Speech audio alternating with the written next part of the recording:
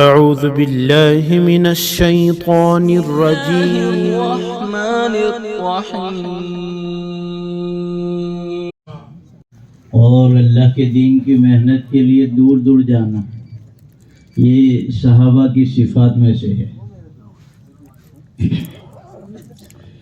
الحمد للہ نحمده ونستعینه ونستغفره ونؤمن به ونتوکل علیہ ونعوذ باللہ من شرور انفسنا ومن سیئات اعمالنا، من يهده الله فلا مضل له ومن يضلله فلا هادي له، ونشهد أن لا إله إلا الله وحده لا شريك له، ونشهد أن سيدنا وحبيبنا وأولانا ومولانا محمدا عبده ورسوله، صلى الله عليه وعلى آله وأصحابه وبارك وسلم تسليما كثيرا كثيرا.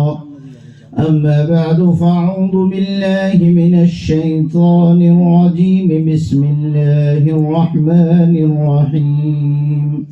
والمؤمنون والمؤمنات بعضهم أولياء بعض، يأمرون بالمعروف وينهون عن المنكر ويقيمون الصلاة ويؤتون الزكاة ويطيعون الله ورسوله، أولئك سيرحمهم الله. وقال النبي صلى الله عليه وسلم: إن لربكم في أيام دهركم نفعات فتعرضوا لها لعله أن يصيبكم نفحة منها فلا تشكون بعده أبدا، أو كما قال النبي صلى الله عليه وسلم. محترم و محکر علماء کرام، عزیز دوستو، بزرگوں، اللہ تبارک و تعالیٰ نے ہم تمام کو بہت بڑی خیر کے لیے جمع فرمایا ہے۔ ہمارا یہ جمع ہونا یہ کوئی معمولی نہیں ہے، بہت بڑی خیر ہے، اور اس خیر کا پتہ اس وقت چلے گا جب یہ دھوکے والی آنکھیں ہماری بند ہو جائے گی کہ ان مجلسوں پر ہمیں کیا ملا، ان مجلسوں پر لوگوں کو جمع کرنے کی محنت پر ہمیں کیا ملا، اور یہ مبارک مجلسوں کی شرکت پر اللہ تبارک و تعالیٰ نے کیا کیا انعامات دیے۔ اس لیے ان مجلسوں کی ہمیں قدر کرنی ہے، اپنے آپ کو فکر مند بنا کر جڑ کر ان مجلسوں کے اندر اپنے آپ کو بٹھانا ہے، اپنے آپ کو جمانا ہے۔ محترم دوستوں اور بزرگوں، اللہ تبارک و تعالی ہمارا خالق ہے، ہمارا مالک ہے، ہمارا منعم ہے، اسی نے پیدا کیا، وہی مالک ہے، اور نعمتیں دینے والا بھی وہی ہے، اسی نے ساری نعمتیں دی ہیں۔ جتنی نعمتیں ہیں، ظاہری نعمتیں، باطنی نعمتیں، وہ ساری نعمتیں اللہ تبارک و تعالیٰ نے ہم کو دی۔ اس خالق اور مالک کو یاد رکھ کے زندگی گزارنا، اس کے حکموں کے مطابق اپنے آپ کو ڈالنا، اس کے بھیجے ہوئے نبی صلی اللہ علیہ وسلم کے بتائے ہوئے طریقوں کے مطابق اپنے آپ کو ڈھال لینا، یہ اللہ تبارک و تعالیٰ اپنے بندوں سے چاہتے ہیں۔ اللہ تبارک و تعالیٰ اپنے بندوں سے یہ چیزیں چاہتے ہیں کہ بندوں کے اندر اطاعت آوے، اور جب بندہ اطاعت کے اوپر آتا ہے، اللہ کے حکموں کو پورا کرتا ہے، جناب رسول اللہ صلی اللہ علیہ وسلم کے طریقوں کو اپنی زندگی کے اندر لاتا ہے، تو اللہ تبارک و تعالیٰ اسے اپنا قرب نصیب فرماتے، اسے محبت فرماتے ہیں۔ اس لیے سب سے پہلی چیز جو ہے وہ یہ کہ ہم اللہ کو پہچانیں، اللہ کی معرفت حاصل کریں۔ اللہ ہے کون؟ اللہ ہے کون؟ کس کو ہم نے خالق مانا ہے، کس کو ہم نے مالک مانا ہے، کس کو ہم نے رازق مانا ہے؟ تو اللہ تبارک و تعالیٰ نے اپنی پہچان کے لیے کائنات کے اندر اپنی نشانیاں چھوڑی کہ ان نشانیوں کے ذریعے تم مجھے پہچانو۔ اولم یتفکروا فی خلق السماوات والارض، کہ آسمان و زمین کی بناوٹ میں یہ غور و فکر نہیں کرتے؟ کتنی بڑی زمین اللہ تبارک و تعالیٰ نے بچھائی، کتنی بڑی زمین ہے، اور پھر ان زمین کو اللہ تبارک و تعالیٰ نے، اللہ فرماتے ہیں وَالْأَرْضَ فَرَشْنَاهَا فَنِعْمَ الْمَاهِدُونَ، کہ زمین کو ہم نے بچھایا، بچھانے والی ذات اللہ کی، اور زمین کے پھر کہا کہ الگ الگ اس کی قسمیں ہیں، کہیں سخت زمین ہے، کہیں نرم زمین ہے، کہیں پتھریلی زمین ہے، اور کہیں پیلی مٹی ہے، کہیں کالی مٹی ہے، الگ الگ قسمیں اللہ نے بنائی۔ پھر اس کے اندر الگ الگ صلاحیتیں رکھی۔ کوئی زمین جو ہے کہا کہ جعفران اگاتی ہے، کوئی زمین کے اندر جو باجرہ اگتا ہے، کوئی زمین کے اندر کیا اگتا ہے، کوئی زمین کیا نکالتی۔ پھر اللہ نے اس زمین کے اندر خزانے رکھے، کہیں سے سونا نکلتا ہے، کہیں سے تانبا نکلتا ہے، کہیں سے پیتل نکلتا ہے، کیا کیا زمین کے اندر اللہ تبارک و تعالیٰ نے معدنیات رکھی۔ زمین کے اندر اللہ نے تیل رکھا، زمین اللہ نے بچھائی، اور ضرورت کی ساری چیزیں اللہ تبارک و تعالیٰ نے زمین کے اندر ہمارے لیے رکھی۔ 24,000 مربع میل کے ایریے کے اندر پھیلی ہوئی، کہا کہ یہ زمین ہے، اور پھر اس زمین کے اندر اللہ تبارک و تعالیٰ نے انسانوں کو بسایا، ہم کو اللہ نے بسایا، اور زمین کے اندر ہماری ساری ضرورت کی چیزیں رکھی۔ یا ابن آدم خلقت الاشیاء لاجلک، کہ آدم کے بیٹے میں نے ساری چیزیں تیرے لیے بنائی، وخلقتک لاجلی، اور تجھے میں نے اپنے لیے بنایا ہے۔ تو زمین کا نہیں ہے، تو کاروبار کا نہیں ہے، تو کہا کہ دوسرے دنیا کے دندوں کا نہیں ہے، خلقتک لاجلی، تجھے میں نے اپنے لیے بنایا ہے۔ فلا تشتغل بما هو لك عمن انت له، تو جس کے لیے بنا ہے اس کو چھوڑ کر جو چیزیں تیرے لیے بنی ہے اس کے اندر تو مشغول مت ہو جا۔ اللہ تبارک و تعالیٰ بندوں سے فرماتے یہ ساری چیزیں اللہ نے ہمارے لیے بنائی۔ یہ زمین ہمارے لیے، یہ آسمان اوپر نظر آتا ہے، کہا کہ یہ آسمان اللہ نے ہمارے لیے بنایا ہے۔ وَالسَّمَاءَ بَنَيْنَاهَا بِأَيْدٍ وَإِنَّا لَمُوسِعُونَ، کہ ہم نے آسمان کو اپنے ہاتھوں سے ہم نے بنایا ہے۔ کتنا بڑا آسمان ہے، اس کے کنارے کو آج تک کہا کہ کوئی پہنچ نہیں سکا۔ پھر ایسے اللہ نے 7 آسمان بنائے، 7 زمینیں بنائی، اور پھر 7 آسمان کے اوپر اللہ کا عرش ہے۔ یوں روایتوں میں آتا ہے کہ یہ 7 آسمان جو ہے یہ اللہ کے عرش کے سامنے اتنے چھوٹے ہیں جیسے ایک بڑے میدان کے اندر کہا کہ ایک انگوٹھی پڑی ہو۔ یہ انگوٹھی 7 آسمان، اور کہا کہ بڑا میدان جو ہے وہ اللہ کا عرش، اور اللہ کے عرش سے بڑی اللہ کی کرسی، وسیع کرسیہ السماوات والارض۔ اس کی مخلوقات اتنی بڑی ہے تو ان مخلوقات کا پیدا کرنے والا خالق کتنا بڑا ہوگا۔ مؤذن اذان کے ذریعے روزانہ ہمیں شروع میں 4 مرتبہ، آخر میں 2 مرتبہ، اور 5 اذانوں کے اندر 30 مرتبہ میناروں کے اندر اور مائکوں کے ذریعے ہم سنتے ہیں اللہ اکبر اللہ اکبر اللہ سب سے بڑا ہے، اللہ سب سے بڑا ہے، اللہ سب سے بڑا ہے. ہاں، مخلوقات میں غور و فکر کے ذریعے اللہ کی عظمت اور بڑائی دل کے اندر آؤ. حضرت جی مولانا یوسف صاحب رحمت اللہ علیہ فرماتے تھے کہ اس کے ذریعے اللہ کی کلمے کے جو کلمہ ہم نے پڑھا ہے اس کلمے کے ذریعے کہا کہ 3 چیزیں دلوں کے اندر اتارنی ہے. سب سے پہلی چیز اللہ کی عظمت اور بڑائی کو دل میں اتارنا ہے کہ اللہ بڑے ہیں. ہماری زمین سے کہا کہ 13 لاکھ گنا بڑا سورج ہے. 13 لاکھ گنا بڑا، یعنی ہماری زمین 13 لاکھ ہو تو سورج کی سائز بنی. اور ستارے کہا کہ ان میں بعض ستارے جو ہے سورج سے بھی زیادہ بڑے ہیں، لیکن ان کی دوری کی وجہ سے ہمیں چھوٹے نظر آتے ہیں.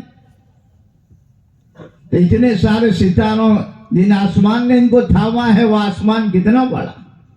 پھر ایسے اللہ نے 7 آسمان بنائے. تو کلمے کے ذریعے پہلی چیز اللہ کی عظمت اور بڑائی ہمارے دل کے اندر اتر. اللہ بڑے ہیں، اللہ عظمت والے ہیں. اللہ کی عظمت دلوں کے اندر اترے. دوسری چیز فرمایا کلمے کے ذریعے اللہ تبارک و تعالیٰ کی قدرت ہمارے دل کے اندر اترے کہ اللہ طاقت والا ہے، اللہ پاور والا ہے. دنیا میں کوئی سپر پاور نہیں، سپر پاور اللہ کی ذات. وہ جب چاہے جس طرح چاہے کہا کہ وہ کر کے دکھا. ہاں، آج کا بادشاہ ہے، حکومت کی کرسی پر بیٹھا ہے اور دوسرے دن کہا کہ وہ جیل کے اندر ہوتا ہے. ہاں، کرسی چھوڑ کے بھاگنا پڑتا ہے. اللہ اللہ ہے. اس کی قدرت کا یقین دل کے اندر آئے کہ اللہ بڑی قدرت والے ہیں، بڑی طاقت والے ہیں. اللہ نے اپنی قدرت سمجھانے کے لیے قرآن پاک کے اندر پہلے نبیوں کے واقعات بیان فرمائے. الا ان عادا کفروا ربهم الا بعدا لعاد قوم ہود. یہ دیکھو قوم عاد ہے کتنی زبردست ہے. ابن کثیر علیہ الرحمہ فرماتے ہیں کہ ان کا قد جو ہے وہ 60 فٹ کا تھا. 60 فٹ کا ان کا قد تھا اور وہ بڑے طاقتور تھے. 1000 سال کی عمریں ان کی ہوتی تھی اور بڑے بڑے درختوں کو اپنے ہاتھ میں لے کر زمین کے اوپر دے مارتے تھے. ایسی طاقت اللہ نے دی تھی. ہاں، نبی سمجھانے آئے کہ بھئی اللہ کی طاقت کو تسلیم کر لو، اللہ بڑی طاقت والا ہے. تو کہنے لگے من اشد منا قوہ، ہم سے زیادہ طاقت والا کون؟ ہم تو بڑے پاور والے ہیں، ہم طاقت والے ہیں، ہم تو یوں کر دیتے ہیں، ہم یوں کر دیتے ہیں، ہم سے بڑا طاقتور کون؟ اللہ نے فرمایا وَلَمْ يَرَوْا أَنَّ اللَّهَ الَّذِي خَلَقَهُمْ هُوَ أَشَدُّ مِنْهُمْ قُوَّةً. کہ وہ دیکھتے نہیں کہ جس ذات نے ان کو پیدا کیا ہے وہ ان سے زیادہ طاقت والا ہے. ہاں، پھر اللہ نے ہوا چلائی. سخرها علیہم 7 لیال و 8 ایام. 7 راتیں 8 دن ان کے اوپر ہوا چلی.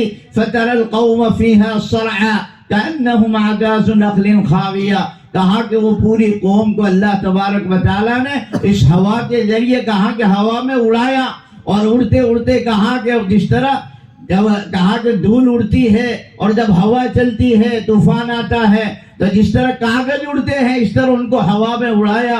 یہ اڑتے اڑتے کہا کہ بڑی ڈیل ڈول والے تھے، ایک دوسرے سے ٹکرائے. ان کے کہا کہ سر پھٹے، کھوپڑیاں پھٹی اور ان کے بھیجے نکل کر باہر ہو گئے.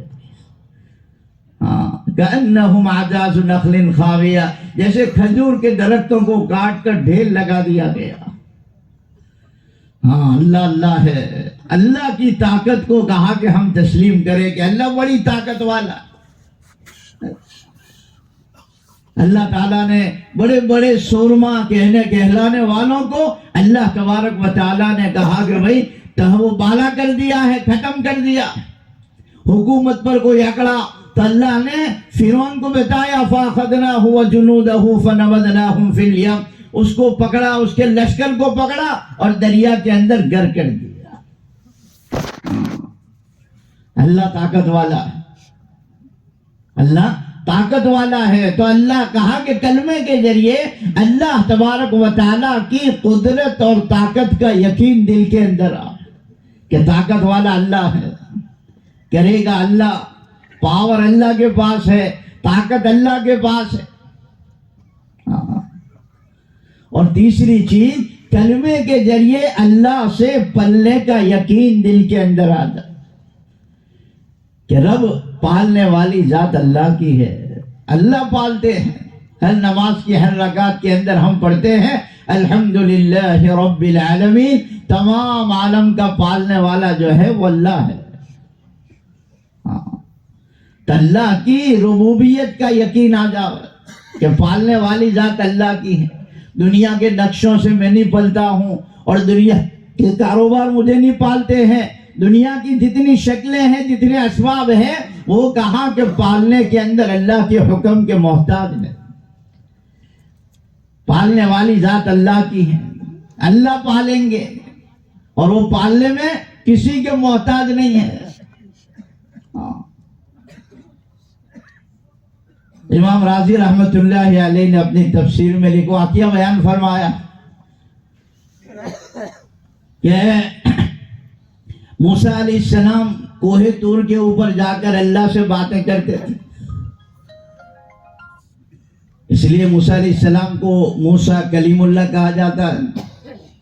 تو ایک مرتبہ موسیٰ علیہ السلام نے باری تعالیٰ سے پوچھا، عرض کیا کہ باری تعالیٰ آپ مخلوق کو کیسے روزی پہنچاتے؟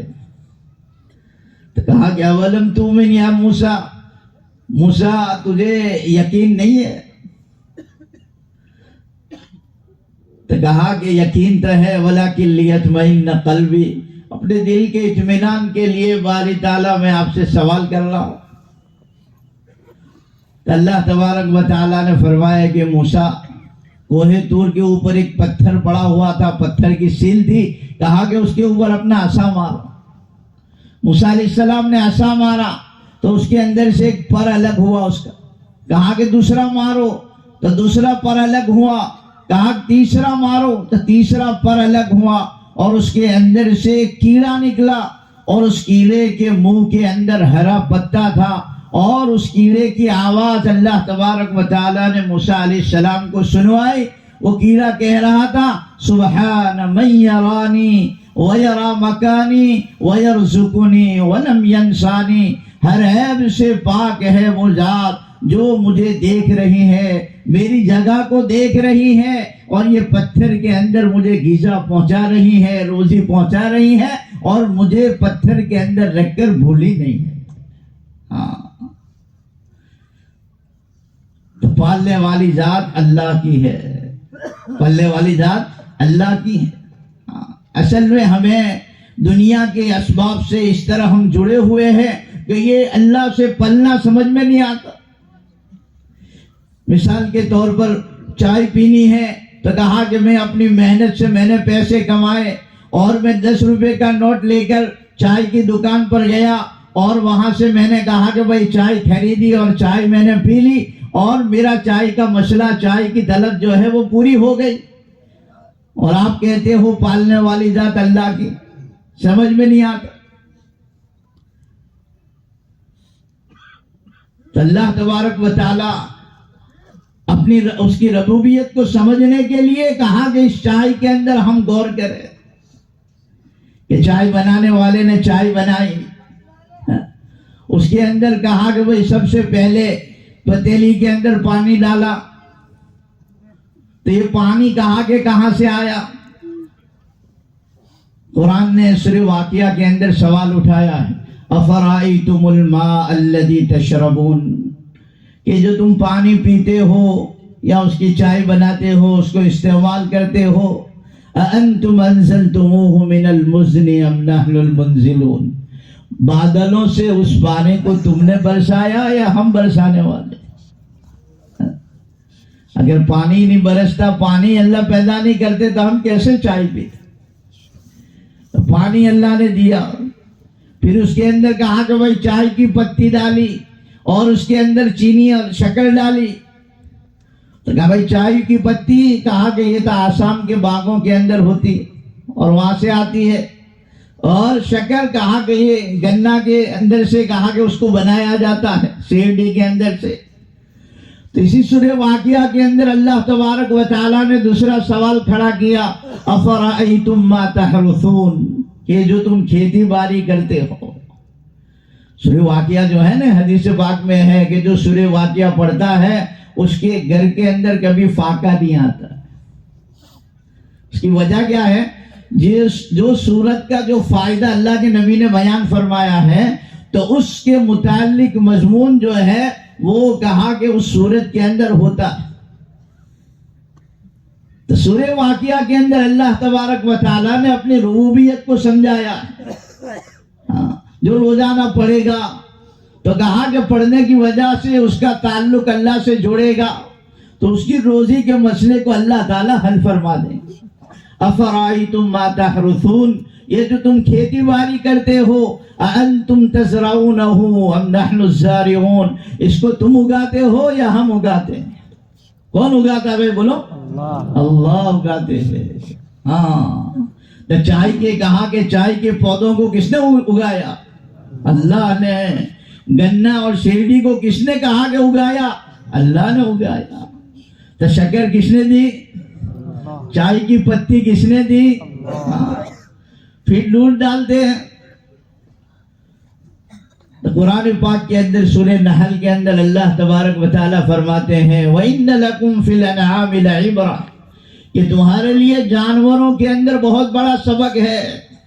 نُسْقِيكُم مِّمَّا فِي بُطُونِهِ مِن بَيْنِ فَرْثٍ وَدَمٍ لَبَنًا خَالِصًا سَائِغًا لِّلشَّارِبِينَ، کہ ایک طرف تو کہا کہ اس کا پاخانہ ہوتا ہے اور ایک طرف اس کا خون ہوتا ہے، اس کے اندر سے کہا کہ ہم صاف شفاف دودھ نکال کر تمہیں پلاتے ہیں. اندر سے کوئی ملاوٹ نہیں ہوتی، باہر آ کر پھر ہوتی ہے سب، لیکن اندر کوئی ملاوٹ ہوتی ہے بھائی؟ اللہ کیسے پلاتا ہے؟ ہاں، تو دودھ کس نے دیا؟ اب بتاؤ ایمانداری سے چائے کس نے پلائی؟ ہم ہاں، ہزاروں لاکھوں کپ پی لیے ہم نے. اگر اس نظر سے چائے پیتے تو چائے کا ایک کپ ہمیں اللہ تک پہنچا دیتا. تو پالنے والی ذات کس کی ہے؟ اللہ کی. اللہ پالتے ہیں اور وہ پالنے کے اندر کسی کے محتاج نہیں ہے. کھیتی والے کو پالنے میں اس کی کھیتی کے محتاج نہیں. ہاں، اس لیے کھجور کے باغات چھڑوائے گئے، پکے پکائے باغات انصار مدینہ کو چھڑوائے گئے. ہاں، تاکہ اندر یقین بنے کہ بھئی ہمارے پلنے کا تعلق ان نقشوں سے نہیں ہے. اللہ چاہے گا تو کہا کہ ان نقشوں سے ہم پلیں گے، اور اللہ نہیں چاہے گا تو کہا کہ اللہ ان نقشوں سے ہم نہیں پل سکتے. کیونکہ اللہ اللہ ہے. بننے کی شکل ہو اس کے اندر بگاڑ لا کر دکھا دے، اور بگاڑ کی شکل ہو اس کے اندر اللہ تبارک و تعالیٰ بنا کے دکھا دے. سامنے کہا کہ دریا ہے اور موسیٰ علیہ السلام جا رہے ہیں، پیچھے لشکر ہے. اب کہا کہ ساری شکلیں جو ہے وہ ہلاکت کی ہے، لیکن اللہ تبارک و تعالیٰ نے اسی دریا کے اندر سمندر کے اندر راستے نکال دیے. اور راستہ دیکھ کر فرعون اور اس کا لشکر چلا. پار ہونے کی ساری شکلیں ہیں، لیکن کہا کہ اسی پانی، اسی راستے نے کہا کہ پانی مل گیا اور وہ سارے ڈوب گئے. ہاں، تو کرنے والی ذات اللہ کی، پالنے والی ذات اللہ کی. اندر کا یقین ہمارا یہ بنے، بلکہ اللہ اس کے آگے کی بات، اللہ پالنے کے لیے کہا کہ اناج اور گلے کا بھی محتاج نہیں. روایتوں میں یوں آتا ہے کہ جب دجال کا فتنہ آئے گا تو اس فتنے سے بچنے کے لیے ایمان والے پہاڑ کی کوہوں کے اندر چلے جائیں گے.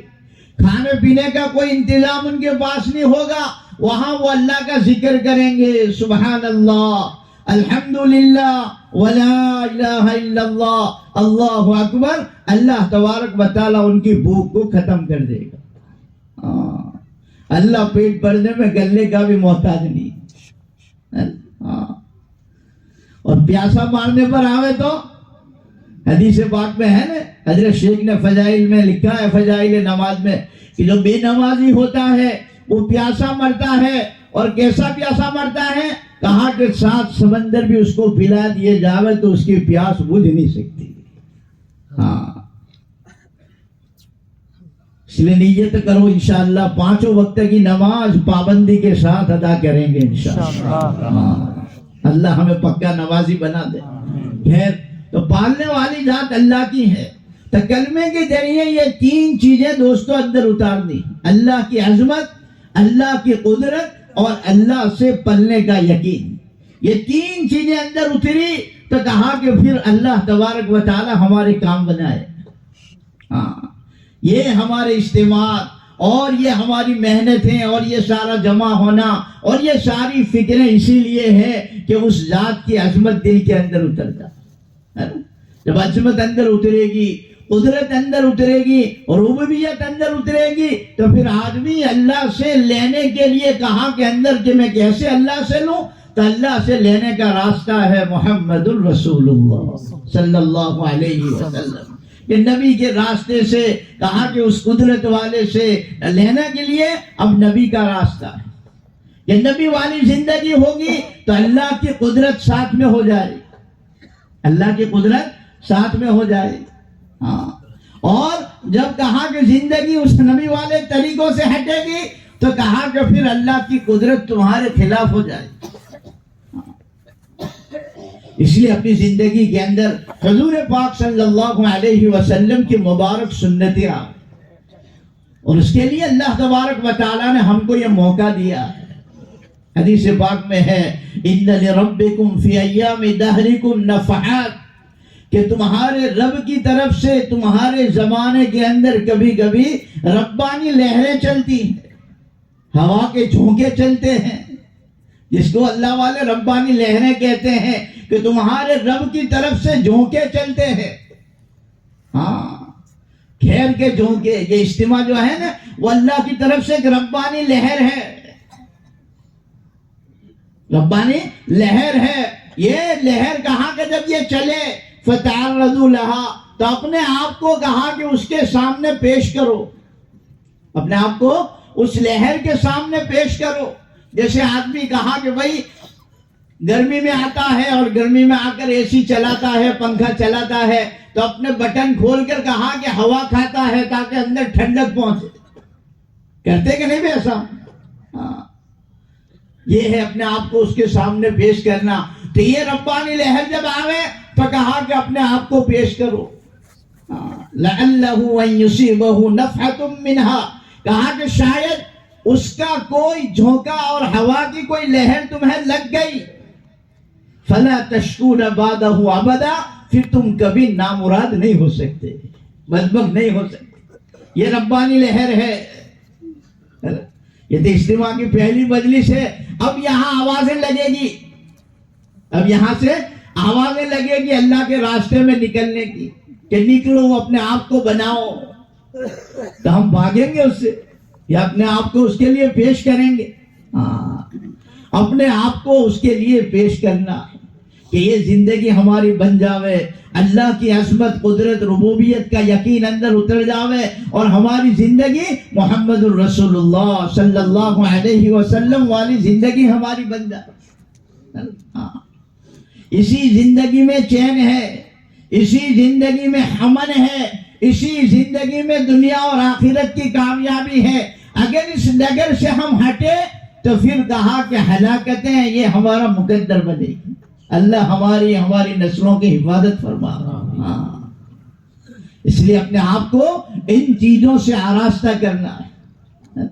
اپنے آپ کو کہا کہ اللہ یہ 3 دن کہا کہ یہ جو ہمارے اجتماع چلے گا، اجتماع کے دوران میں اپنے آپ کو کہا کہ بٹھانا ہے، جمانا ہے، ہاں، آگے بڑھ کے بیٹھنا ہے، جم کے بیٹھنا ہے، دھیان اور توجہ کے ساتھ باتیں سننی ہے، اور اپنے آپ کو کہا کہ اندر سے عزم کرنا ہے کہ اب تک مجھے اپنی زندگی بدلنی ہے، اب تک اپنی زندگی بدلنی۔ ہاں، ورنہ زندگیاں جو ہیں، صلاحیتیں جو ہیں وہ کہاں کہ برباد ہو رہی ہے۔ اللہ نے اس امت میں بڑی صلاحیتیں رکھی ہے. الناس معادن کمعادن الذهب والفضة, کہ لوگ تو کہاں کے کانوں کی طرح کھانوں کی طرح ہوتے ہیں جیسے سونے چاندی کی کھانے ہوتی ہے. اللہ نے صلاحیتیں رکھی ہیں, مختلف قسم مختلف مزاج کے لوگ اور ان کے اندر مختلف صلاحیتیں ہیں. اگر یہ ہماری صلاحیتیں اللہ کے دین کے لیے اور اللہ کے کلمے کو بلند کرنے کے لیے لگ گئی تو یہ صلاحیتوں کے ذریعے سے اللہ تبارک و تعالی ہمیں نکھارے گا. یہ ہماری صلاحیتیں دین کے اوپر لگے, صلاحیتیں ضائع ہونے سے بچ جاوے. یہ جتنی دنیا کے اندر کہا کہ جو فسادات ہمیں نظر آ رہے ہیں اور دنیا کے اندر جتنی افراتفری نظر آ رہی ہے, اس کی بنیادی وجہ یہ ہے کہ امت نے اپنی صلاحیتوں کا استعمال غلط جگہ کے اوپر لگا دیا. تب زندگی سے دینداری نکل گئی ہے نا. بس دنیا کمانے کا ایک مقصد بن گیا کہ دنیا ہمارے پاس آوے, چاہے کسی طرح آوے. اب اس کے حصول کے لیے کہا کہ لوگوں کو دھوکے دیے, لوگوں کے ساتھ کہا کہ کھلواڑ کیا.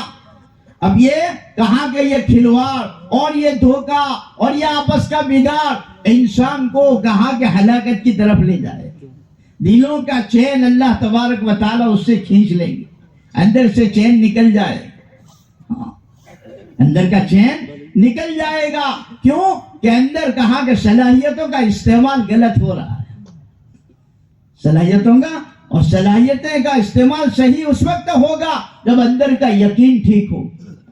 دلوں کا یقین ہمارا جب ٹھیک ہوگا تو آدمی اپنی صلاحیت کو غلط جگہ پر لگانے سے ڈرے گا کہ یہ چیز اگر یہاں لگ گئی تو میرا اللہ مجھ سے ناراض ہو جائے گا. میرا اللہ صحابہ کرام نے محنت کر کے اس یقین کو دل کے اندر اتارا تھا تو پھر ان کی صلاحیتیں اللہ کے کلمے کو بلند کرنے کے لیے لگ گئے. جہاں گئے جس جگہ گئے کسی کا تاثر ان کے دل کے اندر نہیں آئے. بڑے بڑے حکمرانوں کے پاس گئے اور بڑی بڑی طاقتوں والوں کے پاس گئے, لیکن ان کی زبان پر کہا کہ ایک ہی بات تھی, اسلم تسلم, اسلمو تسلیمو, اسلام لے آؤ سلامتی پاؤ گے. ہمارے پاس جو راستہ ہے وہ راستہ اختیار کر لو, اسی کے اندر چین ہے, اس کے علاوہ کہیں چین نہیں. کونو مثلنا, ہماری طرح بن جاؤ, ہماری طرح بن جاؤ. زندگی کا ایک ایک عمل جو ہے وہ سنتوں سے آراستہ تھا. سنتیں پوری زندگی سنتوں سے لبریز تھی. تو ان کو جو دیکھتا تھا کہا کہ ان کے دلوں کے اندر ان کے اعمال سے ان کے دلوں کے اندر ان کی محبتیں پیدا ہو جائیں. دلوں کے فاتح تھے صحابہ کرام رضوان اللہ تعالی علیہ اجمعین. اور پھر کہا کہ ان کے اخلاق کے ذریعے دنیا کے اندر اسلام پھیلتا گیا پھیلتا گیا پھیلتا گیا. تو اللہ نے ہم کو صلاحیتیں دی ہیں, یہ بڑی قیمتی صلاحیتیں ہیں. ایک ایک آدمی کے اندر کیا صلاحیت ہے وہ ہم نہیں جانتے. اللہ کے نبی صلی اللہ علیہ وسلم نے حضرت عمر کو مانگا کہ اللہ عمر کے ذریعے اسلام کو تو تقویت اور طاقت عطا فرما. حالانکہ حضرت عمر فرماتے ہیں کہ میری حالت تو ایسی تھی کہ میں کہاں کہ بکریاں چرانے جاتا, اونٹ چرانے جاتا تو کہاں کہ بھوکے پیٹ واپس لاتا تھا. کہ میرے گھر والے مجھے تانا دیتے تھے کہ تو آگے جا کر کیا کرے گا, تجھے تو بکریاں چرانا نہیں آتا. لیکن اللہ تعالیٰ نے آدھی پونی دنیا کا حاکم حکمران اور خلیفہ بنا کے دکھا دیا ہے نا. تو یہ صلاحیتیں جب صحیح جگہ پر صلاحیتیں لگی تو اللہ تبارک و تعالیٰ نے ان سے اتنا بڑا کام لیا. اس لیے دوستو اپنی صلاحیتوں کو ٹھکانے لگانا ہے. اس لیے ایک نیت تو یہ کرو کہ جتنی مجلسیں ہوگی ان تمام مجلسوں کے اندر ہم آگے بڑھ کر کہا کہ جم کر بیٹھیں گے. مجاہدے کے ساتھ بیٹھنا ہے. ایک تو یہ کہ بھائی میں میرے بستر کے پاس بیٹھا رہوں, لوگ پیچھے سے اگر آگے بڑھتے جاوے, نہیں, بلکہ اپنے بستروں کو ہمیں چھوڑنا ہے اور بستریں چھوڑ کر مجلس کے اندر اپنے آپ کو کہا کہ شامل کرانا ہے. یہ بڑی قیمتی مجلس ہے. یہ ربانی لہریں ہیں، جیسے میں نے عرض کیا تو کہا کہ یہ اس کا کوئی جھونکا ہمیں لگ جاوے، اس تلاش کے اندر رہنا ہے، اس لیے آگے بڑھ کر بیٹھنا ہے، خود بھی جڑنا ہے اور اپنے ساتھیوں کو بھی جوڑنا ہے. ہاں، ساتھیوں کی بھی تشکیلیں کرنی ہے اور خود بھی تشکیل کرنی. ہاں، اپنی بھی تشکیل کرنی پڑتی، اپنی بھی تشکیل کرنی پڑتی ہے. عبداللہ ابن رواحہ رضی اللہ تعالیٰ عنہ نے اپنی تشکیل کی. اقسمت یا نفسی لتنزلن او لتکرہن، کہ اے نفس تجھے اترنا پڑے گا، خوشی سے اتر یا ناگواری سے اتر. ہاں، اپنے آپ کو اتارا، اپنے آپ کو اتارا اور اتار کر کہا کہ اپنی تشکیل کی. کیوں کہ نفس کو تو ناگوار گزرتا ہے، نفس کو ناگوار گزرتا ہے کہ اپنے کاروبار کو چھوڑ کر اور اپنے بیوی بچوں کو چھوڑ کر اللہ کے دین کے لیے کہا کہ وہ نکل جانا، یہ نفس کے اوپر بہت بڑا بوجھ ہے. لیکن کہا کہ ان تقاضوں کے اوپر ہم اپنے آپ کو تقاضوں کو اڑنے والے بنے، ان تقاضوں کو لے کر ہم چلنے والے بنے، اور ان فکروں کے ساتھ کہا کہ اپنے آپ کو جماوے، اور جب تشکیلیں ہو تو تشکیلیں موقعوں پر اپنے آپ کو کھڑا کرنا ہے. کریں گے نیت انشاءاللہ. اس کے ساتھ ساتھ دوستو دیکھو، یہ عصر بعد کا وقت بڑا قیمتی ہے، یہ اللہ کی یاد کے لیے وقت ہے. اس لیے اس وقت کے اندر حدیث میں بڑے فضائل آئے ہیں کہ ہم بیٹھ کر تسبیحات کی پابندی کریں. تیسرا کلمہ، درود پاک کی تسبیح، استغفار کی تسبیح، معنی کے دھیان کے ساتھ اللہ کی طرف متوجہ ہو کر ان تسبیحوں کا ہمیں اہتمام کرنا. اس کے ذریعے ہمارے اندر کا اندھیرا کٹے گا، اندر کا زنگ جو ہے، میل جو ہے، کاٹ جو ہے، وہ سارا دور ہوگا اور ہمارے دلوں کی صفائی ہوگی.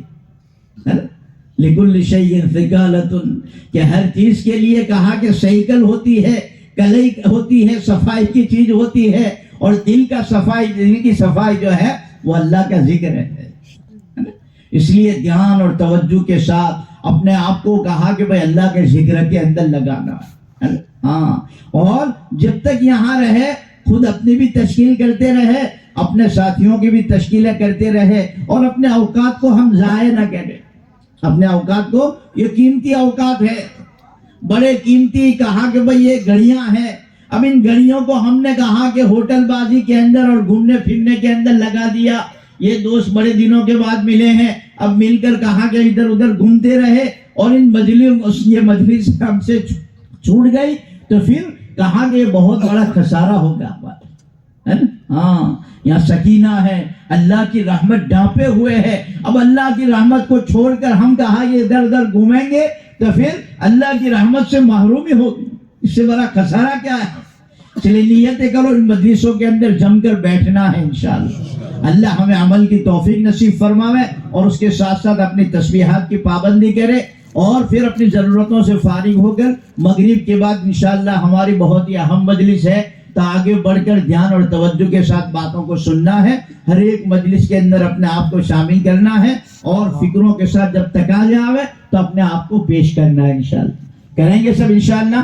اللہ عمل کی توفیق نصیب فرمائے.